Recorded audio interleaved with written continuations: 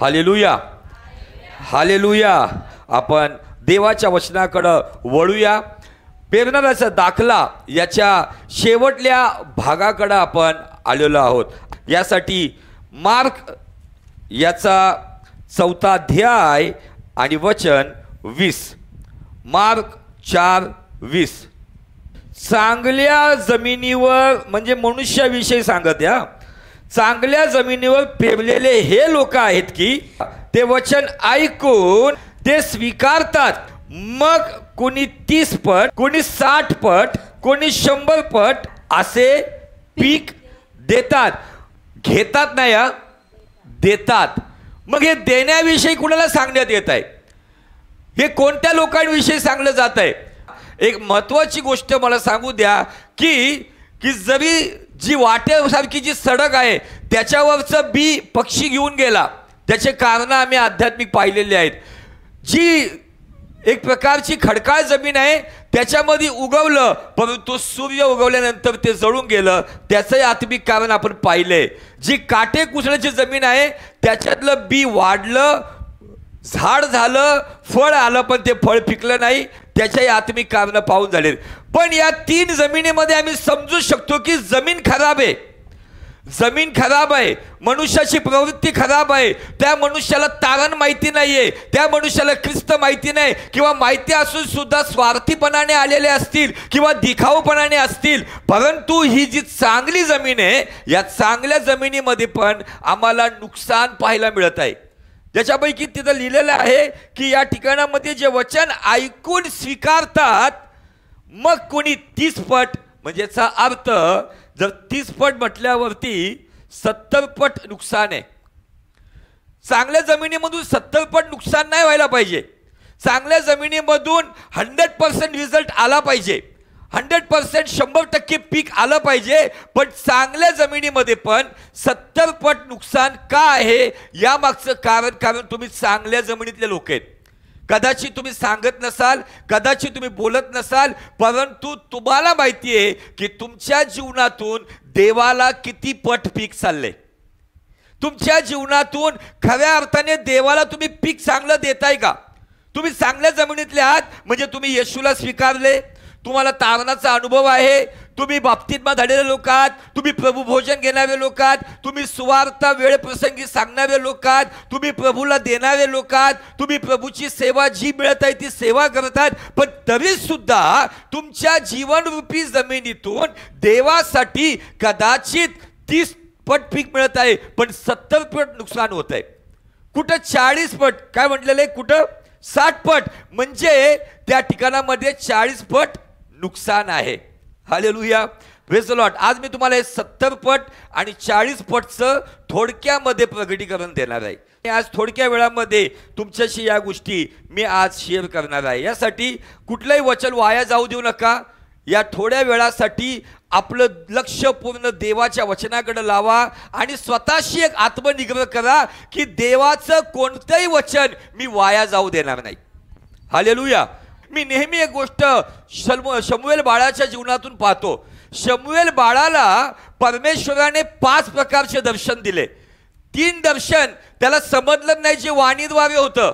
4थं दर्शन देव समक्ष त्याच्यासमोर प्रगट झाला. परंतु 5वं दर्शन खूप वेगळे, ज्याच्याविषयी बायबल असं सांगतं की परमेश्वर शमूएलाला आपल्या वचनाद्वारे प्रगट झाला. पण तो वचनाद्वारे प्रगट का झाला तर पहिले शमूएल 2:19 मध्ये त्याचं उत्तर आहे की शमूएल बाळ हा देवा समागमे चालत असताना देवाचं कोणतंही वचन त्याने वाया जाऊ दिले नाही. हालेलुया. जर तुम्हाला आजच्या रात्री देव वचनाद्वारे प्रगट व्हावा, कारण वचनाद्वारे प्रगट होणं हे खूप आशीर्वादित गोष्ट आहे. ज्यांना वचनातून देव प्रगट होतो ना त्याच्यावर अब्रामाचे आशीर्वाद येतात. कारण बायबल सांगतं अब्राम ज्या दिवशी एक मोठं युद्ध जिंकून आला होता त्या ठिकाणामध्ये तरी सुद्धा तो निराश होता. आणि त्यावेळेला बायबल सांगतं देव वचनातून अब्रामाला प्रगट झाला आणि त्याच दिवशी अब्रामाचं जीवन बदललं. अब्रामाचं सर्व प्रकारच्या गोष्टी बदलल्या आणि अब्राम त्या दिवसापासून देवाच्या अगदी जवळ आला. देवाच्या वचनातून देव प्रगट होतो, त्या लोकांचं जीवन बदलतं आणि त्यांच्याद्वारे त्यांच्या लोकांचं जीवन बदलतं.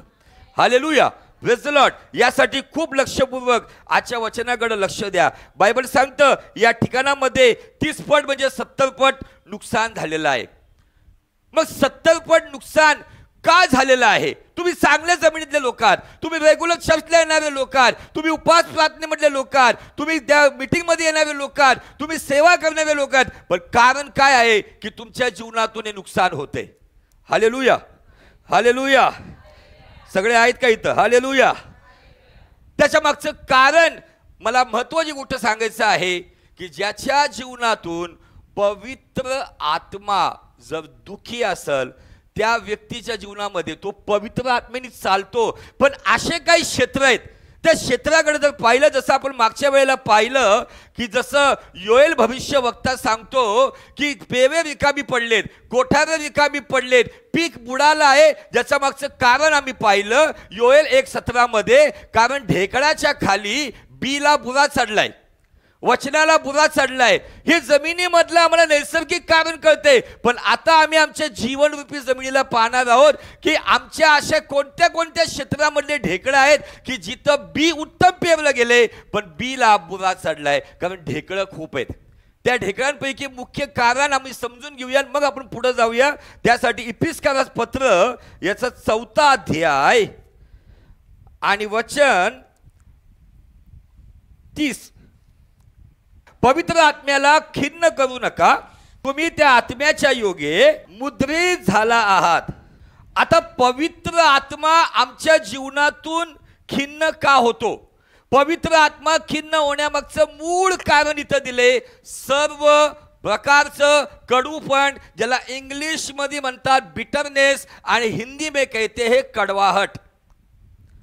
आज तुमच्या जीवनामध्ये तुम्ही चर्चला येणारे लोक आहात, तुम्ही देवाच्या मंदिरात येता, तुम्ही सुवार्थ सांगता, तुमच्या उत्पन्नाचं उत्तम अर्पण देता, पण कुठंतरी 70 पट नुकसान होण्यामागचं कारण हे आहे की आम्ही अजूनही कुठंतरी कडूपणा सांभाळून ठेवलाय.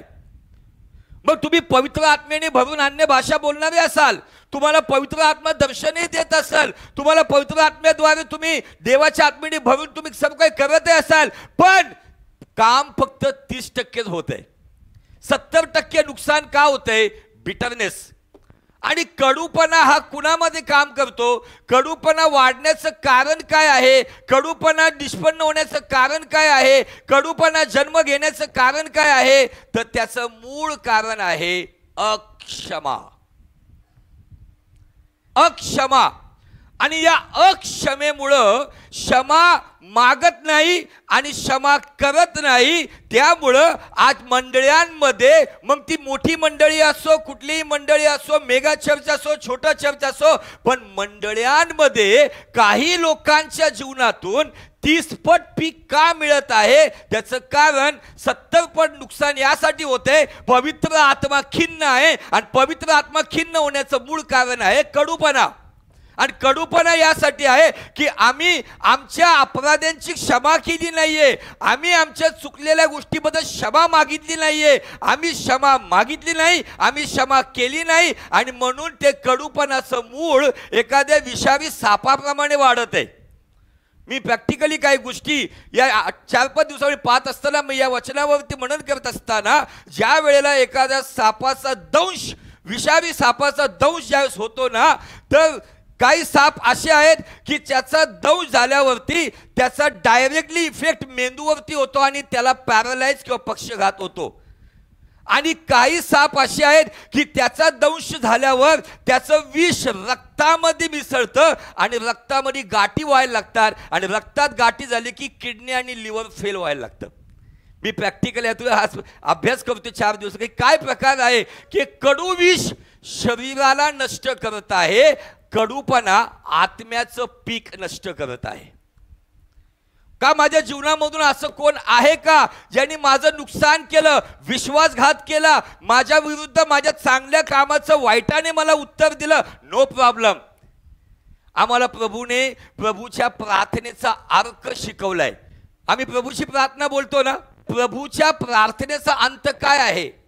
जैसे के हम अपने अपराधी को माफ करते, जैसे कि हम अपने अपराधी को माफ करते, वैसे ही तुम भी हमारे अपराध को माफ कर दो। हे हमारे बाप, तू जो आसमान में है, तेरा नाम पाक माना जाए, तेरी बादशाहत आए। परंतु प्रभूच्या प्रार्थनेचा अर्थ हा आहे की आमच्यामधून पवित्र आत्मा दुखी नसावा, म्हणजे आम्ही क्षमाशील जीवन जगणारे असलो पाहिजे। निश्चित तुमच्याबरोबर त्या गोष्टी घडल्या असेल, त्याला नो डाऊट, परंतु तुम्ही देवाच्या सान्निध्यात जाताना तुमच्या मनात कुणाविषयी काय नसावं, पण मला सांगू द्या, जबरदस्ती पण जाऊन म्हणू नका मी तुझी क्षमा करतो। याला भावनिक ख्रिस्ती म्हणतात। ज्या वेळेला आज मी त्याच गोष्टी शिकवणार आहे, कारण तो व्यक्ती त्याला जाणीव झाल्यानंतर हा बाबा मी चुकलो, मी तुझ्या कुटुंबाविरुद्ध चुकलो, मी तुझ्या विरुद्ध चुकलो, मी तुझ्या जीवनामध्ये असं केलं, तुला आवडणाऱ्या नाही गोष्टी मी केल्यात, मी क्षमा मागतो, क्षमा मागते, मग त्याला मोठ्या मनाने क्षमा करा, पण पुन्हा खड्ड्यात पडू नका। बड़े दिल से माफ करो, लेकिन दोबारा वो गलती मत करो।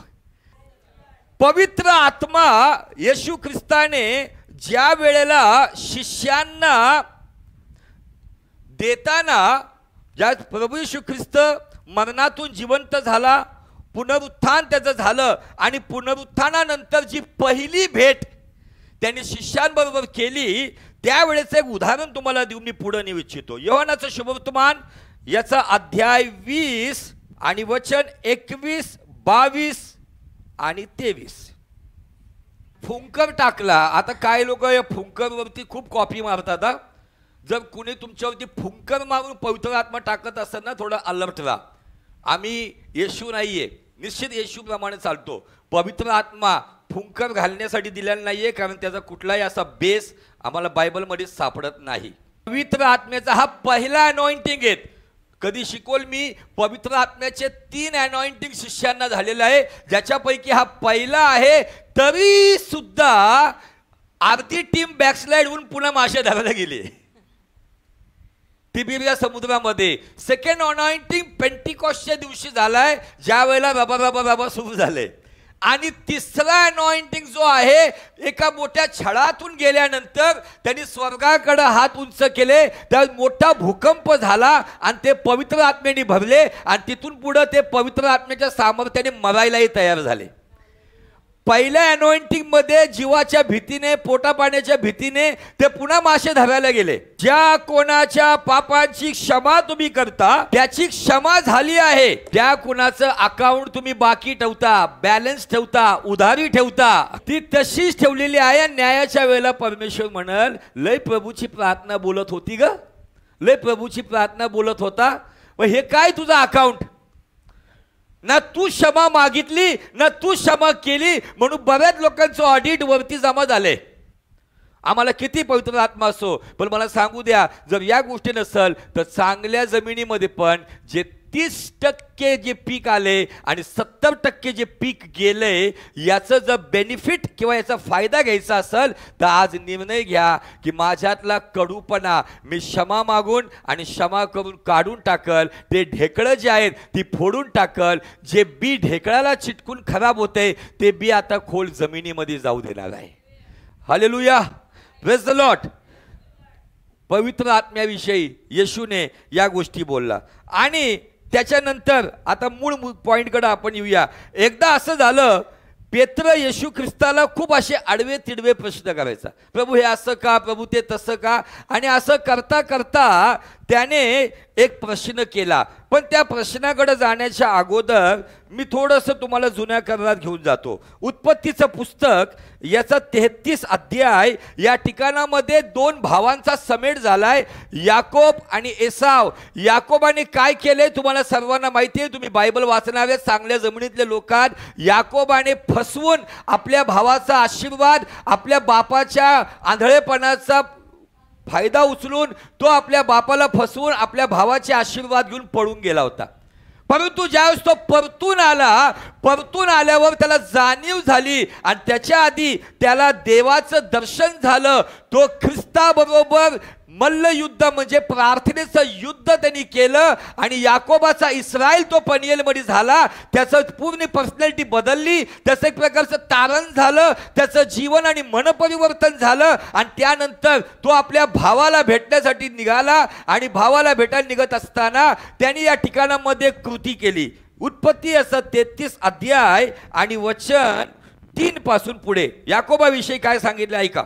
याकोब काही वेळापूर्वी सर्वांच्या मागं होता दर्शन होण्याच्या पूर्वी, पण ज्यावेळेस त्याला पनियलमध्ये दर्शन झालं त्यावेळेला तो सगळ्यांच्या पुढे आला. एका परिवर्तित व्यक्तीचं जीवन हे सांगतं, तो लोकांवर अवलंबून होत नाही, तो स्वतः पहिले समर्पण करतो.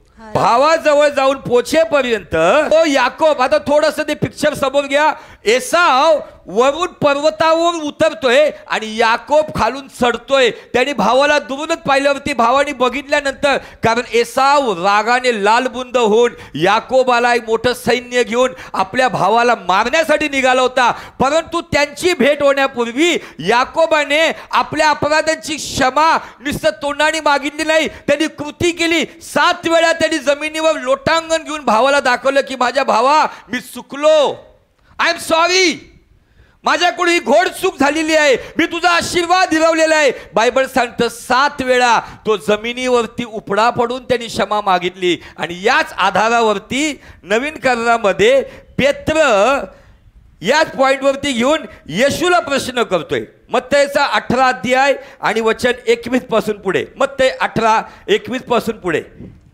येशूकडे येऊन म्हणाला, आता हे 7 वेळाचं गणित डोक्यात कुठून आलं?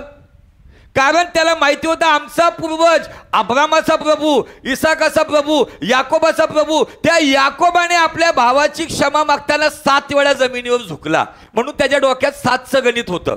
कितीचं गणित होतं? 7चं गणित होतं. आणि तो म्हटलं मग 7 वेळा का? म्हणजे 8व्या वेळा चुकला तर धरून ठोकतोच, आहे का नाही? असा डोक्यात विचार. कारण त्यांनी गेतशेमनी बागेमध्ये तलवार काढून मल्क नावाच्या सैनिकाचा कान कापला होता.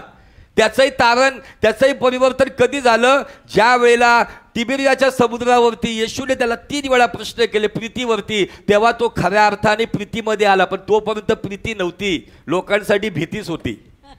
Hallelujah, hallelujah, hallelujah. आता या प्रश्नाला येशू ख्रिस्त उत्तर काय देतोय? येशू त्याला म्हणाला, 7च्या 70 वेळा, 7च्या 70 वेळा. चांगल्या जमिनीमध्ये किती पट पीक नुकसान झालं? कुठं 30 पट, म्हणजे किती नुकसान झालं? अहो किती पट? 70 पट. का? माझ्यामध्ये असणारा कडूपणा, क्षमा न मागणं आणि क्षमा न करणं. चांगल्या जमिनीमध्ये आज कित्येक चर्चला जाणारे आहेत, प्रार्थना जीवन जगणारे आहेत, पण कुठंतरी कोपऱ्यामध्ये इतके ढेकळं आज कडूपणाचे आहेत, अक्षमेचे आहेत, जिथं देवाचं वचन वाया चालले. इथं कुणी असो, तुम्ही तरुण असा, मध्यम वयाचे असा, वयस्कर असा, बालक असा, जर तुम्हाला हे वचन आज टोचते तर आज निर्णय घ्या. माझ्या जीवनरूपी जमिनीला देवाने आपल्या पुत्राने विकत घेतलेला आहे. या जीवनरूपी जमिनीसाठी त्याने आपलं रक्त सांडलेलं आहे. या चांगल्या जमिनीतून आता 2025चा हा अर्ध वर्ष झाले. 7च्या 70 वेळा म्हटलेला आहे. 70 या संख्येला धरून सांगू इच्छितो, आज निर्णय घ्या. जिथं चुकलं असेल त्या व्यक्तीकडे जावा, ती मोठी असो छोटी असेल, हात जोडून म्हणा सॉरी. आणि जी व्यक्ती तुम्हाला क्षमा मागते ना, त्याला क्षमा करून टाका. आणि रोज प्रार्थना अशी करा, कारण याकोब 5:16 असं सांगतं की तुम्ही एकमेकांजवळ आपलं पाप, आपली चूक कबूल करा, एकमेकांसाठी प्रार्थना करा. आणि मग पुढे दिले की नीतिमानाची प्रार्थना कार्य करण्यात फार प्रबळ असते.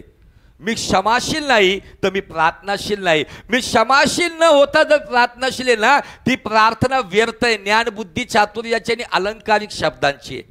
मी अशा लोकांची प्रार्थना ऐकतो ना, इतके सुंदर अलंकारिक शब्द, जसं एखादा सोनार दागिन्याला डिझाईन करतोय, परंतु जीवन बघितलं तर आपसामध्ये कडूपणा. माझा विषय तुम्हाला समजतोय आजच्या दिवशी, समजून घ्या. मी आज या दोन भावांच्या जीवनातून, याकोब आणि एसाव आणि पेत्राकडे तुम्हाला घेऊन आलोय. येशू ख्रिस्त म्हणतोय, साताच्या जर माझ्या जीवनातलं 70 पट पीक नुकसान होते, त्याच्या मागचं कारण मी स्वतः जबाबदार आहे. हालेलुया, प्रेज द लॉर्ड, बोलो येशू मसीह की. किती लोकांनी उधळ्या पुत्राचा संदेश ऐकला का नाही ऐकला? उडाव पुत्र का संदेश सुना की नाही सुना? ऐकला ना? पण त्यामुळे मी वाचण्यामध्ये वेळ नाही घालवणार. या ठिकाणामध्ये एक चांगल्या जमिनीतला व्यक्ती आहे. त्याने आपल्या जीवनामधल्या हट्टीपणामुळं तो एक निराश जीवन जगू लागला. मी वाचण्यात वेळ नाही घालवणार. उधळ्या पुत्र आम्हाला माहिती आहे, पण उधळ्या पुत्राचा भाऊ माहिती आहे का? उधळ्या पुत्र आपल्या अपराधामुळं, आपल्या चुकीमुळं, आपल्या वासनेमुळं, आपल्या लालचीमुळं धन दौलत घेऊन तो जगामध्ये गेला आणि उडवून आला. सगळी स्टोरी आम्हाला माहिती आहे. त्याची इतकी अवस्था खराब झाली की डुक्कर जे शेंगा खात होते ते सुद्धा खायला मिळत नव्हते. मग एक दिवशी तो शुद्धीवरती आला. शुद्धीवर आल्यावर तो म्हणतो, इथं मला डुकराच्या शेंगाही मिळाना, पण माझ्या बापाच्या घरी नोकर चाकर पण चिकन तंदुरी मटन कबाब खातात आहेत.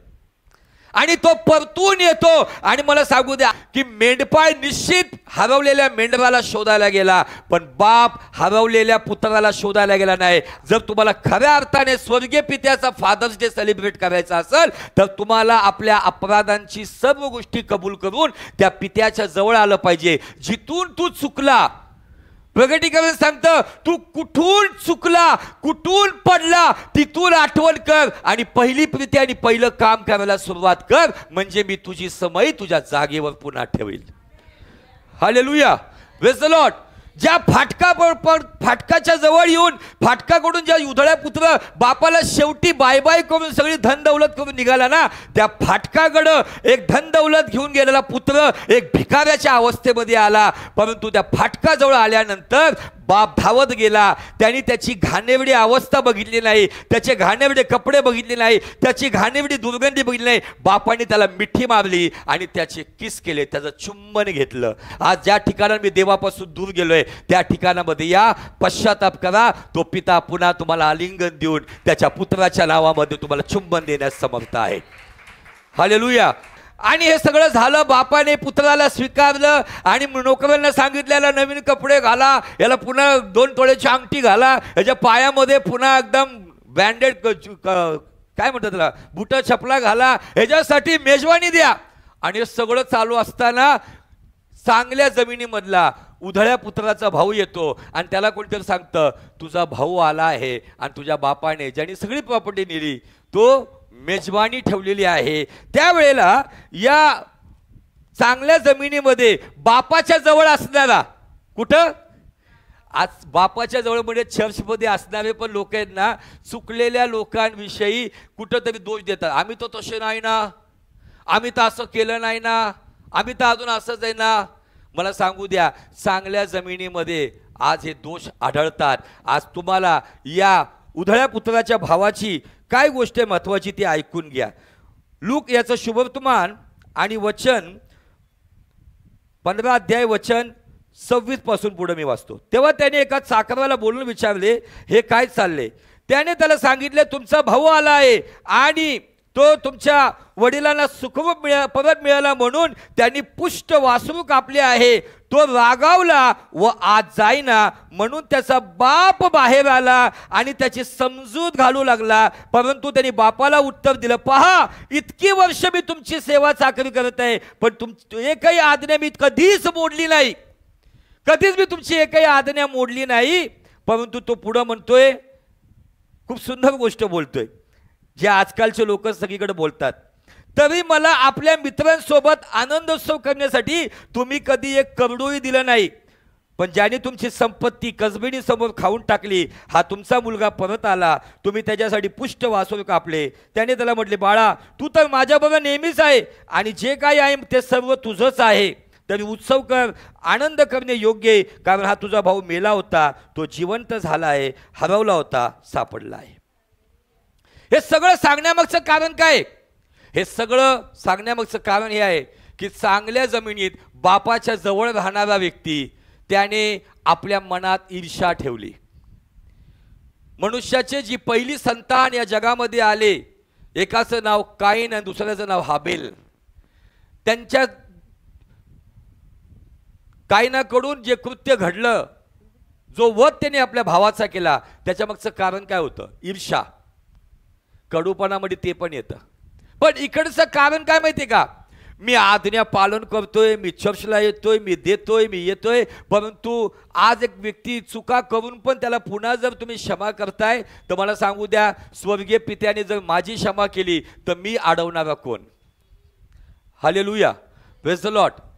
आज हा वडील बंधू, उधळ्या पुत्राचा बंधू चांगल्या जमिनीमध्ये आहे आणि मला सांगू द्या, तिथं दिलेलं आहे की तो रागावला, दुःखी झाला, आज जायला तयार नाही, तो त्या आनंदात सहभागी व्हायला तयार नाही. आज कित्येक असे आहेत की कुणाच्या आनंदात सहभागी होत नाही, कधी कधी प्रेज द लॉर्ड करत नाही, कधी कधी भेटत नाही. मला सांगू द्या, आनंद करणाऱ्याबरोबर आनंद करा, दुःख करणाऱ्याबरोबर दुःख करा, सेवा करणाऱ्याबरोबर सेवा करा. जर चांगल्या जमिनीमध्ये तुम्हाला 100 पटीचं आज जर पीक घ्यायचं असेल तर या वचनाला मान द्या, देवाच्या संदेशाचा आदर करा आणि आज जर चुकला असेल तर माफी मागा आणि कोण येऊन माफी मागत असेल तर मोठ्या मनाने माफ करा. हा कडूपणा गेला की पवित्र आत्मा आनंदी होतो आणि पवित्र आत्मा आनंदी झाला की तुमच्या शेतात, तुमच्या जीवनात 100 पट पीक यायला सुरुवात होते.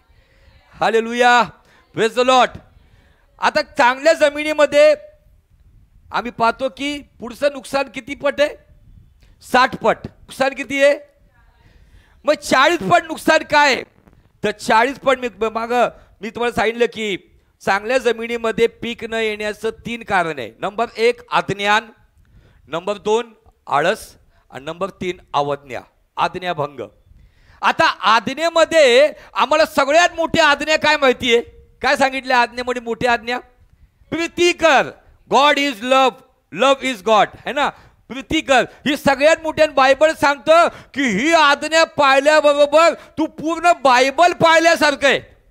पण देवावर प्रीती करणं म्हणजे काय? तर देवावर प्रीती करणं म्हणजे 1 योहान 5:3 सांगतं, देवावर प्रीती करणं म्हणजे देवाच्या आज्ञेचं पालन करणं.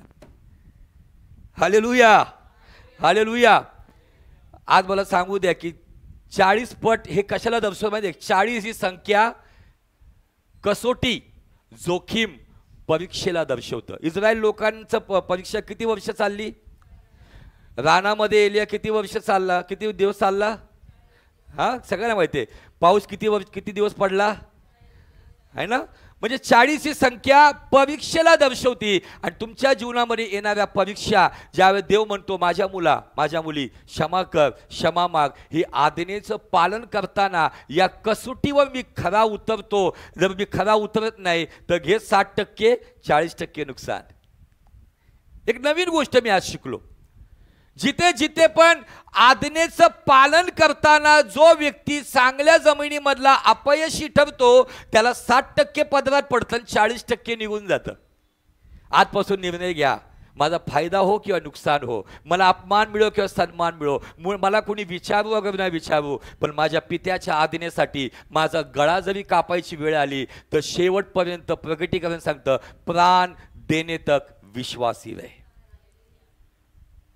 आज लोकांना आज्ञा माहिती आहे, पण आज्ञेचं पालन, मला हे माहिती आहे, मला हे कॉन्टॅक्ट माहिती आहे, मला ते रेफरन्स माहिती आहे, मला ह्याचं ट्रान्सलेशन माहिती आहे, मला त्याचं ट्रान्सलेशन माहिती आहे, मला ही स्टडी माहिती आहे, मला ती स्टडी माहिती आहे. हो, सगळं माहिती आहे, पण पालन किती होतंय? आज आज्ञेचं पालन करताना जी कसोटी, जी तुम्हाला रिस्क येते किंवा ज्या परीक्षा येतात, त्या परीक्षेमध्ये जो टिकून राहतो आणि मला सांगू द्या, जो समोरचा व्यक्ती समोर झुकतो, क्षमा मागतो चुकला असेल आणि जो मोठ्या मनाने क्षमा करतो, मला सांगू द्या कसोटी. काय लोकांना फायनान्शियल प्रॉब्लेम आहे. काय प्रॉब्लेम माहिती आहे?